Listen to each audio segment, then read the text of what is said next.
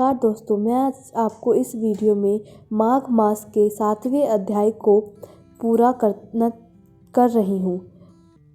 चित्रगुप्त ने उन दोनों के कर्मों की आलोचना करके दूतों से कहा कि बड़े भाई कुंडल को घोर नरक में डालो और छोटे भाई भी कुंडल को स्वर्ग में ले जाओ, जहाँ उत्तम भोग है। तब एक दूत तो कुंडल को नरक में फेंकने के लिए गया और दूसरा दूत बड़ी निम्रता से कहने लगा कि हे विकुंडल, तुम चलो, कर्मों के स्वर्ग को प्राप्त होकर अपने अनेक प्रकार के भोगों को भोगो। वह विकुंडल बड़े विस्मय के साथ मन में अशय आकर दूत से कहने लगे, हे यमदूत, मेरे मन में बड़ी भारी शंका उत्पन्न हो गई है, अतः मैं तुमसे कुछ पूछता हूँ, कृपया कर मेरे प्रश्नों का उत्तर दो।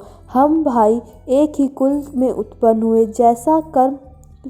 एक जैसा ही कर्म करते थे। दोनों भाइयों ने कभी कोई शुभ कार्य नहीं किया, फिर तुम एक को नरक और दूसरे को स्वर्ग में किस प्रकार प्राप्त हुआ?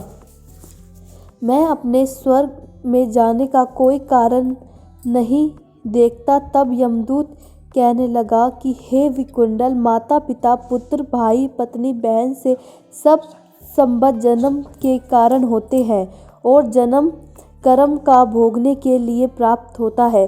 जिस प्रकार एक वृक्ष पर अपने पक्षियों को आगमन होता है, उसी तरह इस संसार में पुत्र भाई माता पिता का भी संगम होता है। इनमें से जो जैसे जैसे कर्म करता है वैसे ही फल भोगता है। तुम्हारा भाई अपने पापों का कर्म से नरक में गया और तुम अपने पुण्य के कर्म से स्वर्ग में जा रहे हो। तब विकुंडल ने आश्चर्य से पूछा कि मैंने तो आज जन्म कोई धर्म का कार्य नहीं किया, सदैव पाप में ही लगा रहा। मैं पुण्य के कर्म को नहीं जानता। यदि तुम मेरे पुण्य के कर्म को जानते हो तो कृपया कर बताइए। तब देवदूत कहने लगा, मैं सभी प्राणियों को भली भांति जानता हूँ, तुम नहीं जानते। सुनो, हरिमित्र का पुत्र सुमित्र नामक एक ब्राह्मण था, जिसका आश्रम यमुना नदी के दक्षिणोत्तर दिशा में था। उसके साथ जंगल में तुम्हारी मित्रता हो गई थी और उसके साथ तुमने 2 बार माघ मास में यमुना जी में स्नान किया था। पहली बार स्नान करने से तुम्हारे पाप नष्ट हो गए, दूसरी बार स्नान करने से तुम्हें स्वर्ग प्राप्त हुआ।